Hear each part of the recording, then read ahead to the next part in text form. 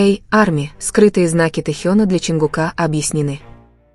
Тайные намеки Тэхёна, которые фанаты не могут игнорировать.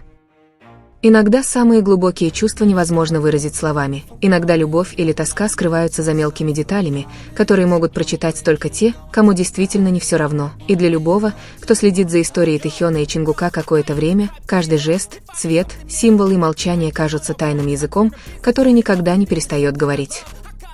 В последнее время Тэхён очень активен в социальных сетях. Каждый пост, даже если он кажется простым, как фотография в ресторане, фотография в наряде или короткий рассказ, всегда кажется чем-то большим, чем-то едва уловимым, но отчетливо ощущаемым.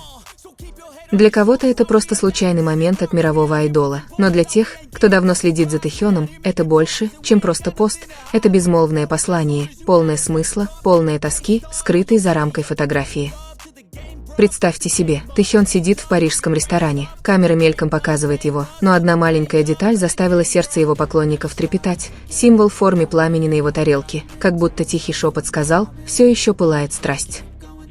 Красный цвет присутствовал, и это было не просто эстетично. Он проявился в его куртке, полосках рубашки, фоне фотографии, даже в освещении. Красный был не просто цветом, красный был желанием, красный был тоской, красный был невысказанной любовью, особенно когда упоминалось имя Чингука, как будто этим цветом Тэхён хотел сказать: «Я скучаю по нему». Посмотрите на красную полосатую рубашку, которую он носил в тот день, и прямо в центре нее был кролик, не просто какой-то символ. Любой, кто знает Чингука, знает, кролик – его символ от лица, манеры поведения до публичного образа. Объедините эти два элемента, красный и кролика, и это сложно назвать совпадением. Это было послание, молчаливое заявление о непоколебимой тоске, о связи, которая не угасает, даже когда мир пытается ее погасить. Это был не первый раз, когда Тэхён передавал что-то языком символов, он давно научился выражать свои чувства без прямых слов. Каждый цвет, аксессуар, пост – все кажется частью тайного кода, понятного лишь тем, кто открывает глаза и сердце. Сейчас Тэхён все еще в Париже, его дела кажутся обыденными, фотосессии, модные показы, случайные прогулки, но при ближайшем рассмотрении можно заметить мелкие детали. Красный цвет, символ кролика или легкую улыбку, которая, кажется, хранит в себе так много недосказанного. И фанаты теперь гадают, переедет ли Тэхён в Лос-Анджелес, город, где живет Чингук? Надежда так сладка, одна только мысль об этом заставляет сердце трепетать.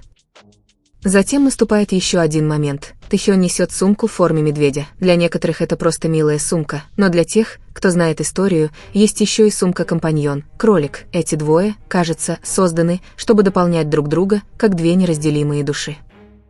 Решение Тэхёна нести эту сумку, когда он вдали от Чингука, ощущается как безмолвный призыв, как будто говоря: «Я беру тебя с собой, куда бы я ни пошел». Затем появилось видео с официального аккаунта Джерликард, бренда плюшевых игрушек, который также выпускает кроликов и медведей. На нем была запечатлена сцена прыжка с парашютом на Гавайях, момент, который, как известно, является особым воспоминанием для Тэхёна. Это был необычный фан-аккаунт, он был официальным, и когда он появился среди всех остальных символов, сложно было назвать это совпадением. Это казалось тонким, но ощутимым подтверждением того, что их история не просто фантазия фаната, что происходит что-то реальное, что-то, что продолжает существовать, хотя об этом никогда не объявлялось публично. Конечно, всегда найдутся те, кто отвергнет все это как теорию, но вопрос в том, могут ли совпадения происходить снова и снова по одной и той же схеме между одними и теми же двумя людьми. Для тех, кто открывает свои сердца, череда символов, жестов и безмолвного шепота говорит о многом, не просто о близости, а об искреннем утешении, о чем-то непритворном, не наигранном и не для камер. Они сидели рядом, касаясь друг друга. Тэхён взял Чингука за руку, Чингук массировал плечи Тэхёна, не заботясь о том, кто это увидит, потому что для них это был естественный способ заботиться друг о друге. Они делают это не ради внимания поклонников, а потому, что таким образом они выражают свою привязанность. Каждое прикосновение, каждый взгляд имеет значение. Это не просто поддержка. Речь идет о том, чтобы распознать страх в глазах любимого человека и знать, как успокоить его еще до того, как будут произнесены слова. И в этом их отношения уникальны. Небольшие жесты, сделанные только друг для друга, а не для других участников BTS, никакой неловкости, никакого колебания. То, что когда-то казалось случайными проблесками, теперь стало растущей закономерностью, и сейчас сложно назвать это просто фантазией фанатов. Близость реальна, она зрима, и она растет. Для тхэкукеров каждая новая деталь, каждый намек – это фрагмент большой головоломки, которая все ближе подходит к целостной картине. День за днем детали встают на свои места. То, что когда-то считалось теорией, теперь кажется неоспоримой истиной, и самое прекрасное – это то, как они передают ее не криками, а многозначительным молчанием. Посмотрите, как Чингук стоит чуть ближе к Тэхёну, как Тэхён оборачивается, чтобы найти его в толпе. Есть тысячи способов сказать «я здесь», не произнося это вслух, и они знают, как это сделать уже давно. Когда они вместе, нет никакого сценария, никакой репетиции, никакого притворства, просто два сердца, слишком привыкшие находить друг друга, две души, которые никогда не разлучит по-настоящему. И хотя мир пытается игнорировать это, считая иллюзией, те, кто по-настоящему видит, всегда знают, за тишиной скрывается любовь, которая никогда не угаснет. Это история Тэхёна и Чингука, история безмолвная, неоспоримая, но всегда видимая для любого, кто достаточно внимателен, чтобы быть внимательным. И в конце концов, когда слов больше недостаточно, когда мир продолжает строить догадки, а тишина — единственный оставшийся язык, Тэхён и Чингук говорят громче всех, даже через самые тихие звуки.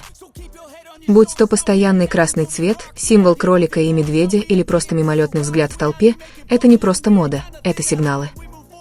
Безмолвные послания. Знаки того, что сердца все еще связаны, как бы далеко они не были друг от друга и как бы мир не пытался их разлучить. Возможно, они никогда не скажут этого вслух. Но тем, кто видит сердцем, история ясна. Не просто теория. Не заблуждение. Но честность медленно пробирается сквозь невидимые нити, что молча соединяют две души. Итак, Арми, продолжай наблюдать, потому что за каждым маленьким шагом пишется большая история. И, возможно, как всегда, ответ придет не через пресс-конференцию или официальное разъяснение, а через красный цвет на рукаве, маленького кролика на груди или просто через улыбку, которая падает на единственного человека, который на самом деле никогда не уходил. Потому что настоящая любовь не всегда объявляется, иногда ее просто нужно заметить. А Тэкук? Они говорили друг с другом долгое время, просто не все могут это услышать. В ту ночь парижское небо было безмольным, городские огни мягко отсвечивали в окне, где Тэхён сидел один, все еще в своей красной куртке, с чашкой кофе, которая уже не была горячей, в руке. Перед ним мир увидел обычный портрет, который он выложил в соцсети. Но для тех, кто обратил на него внимание, за каждой тенью и цветом тихо дрожала история. На его рубашке едва проступал маленький кролик, ресторанные огни отбрасывали красновато-оранжевый силуэт на фоне, а в углу стола, на сумке, молча висел кулон в виде медведя. Ни слов, ни звука. Только кот. Только тоска. Тем временем, за 1000 миль отсюда, в Лос-Анджелесе, Чингук вышел из студии. Он ничего не сказал. Но фанаты знали песни, которые он писал в последнее время, казались более личными. Более глубокими. Более одинокими. Они ждали друг друга в тишине?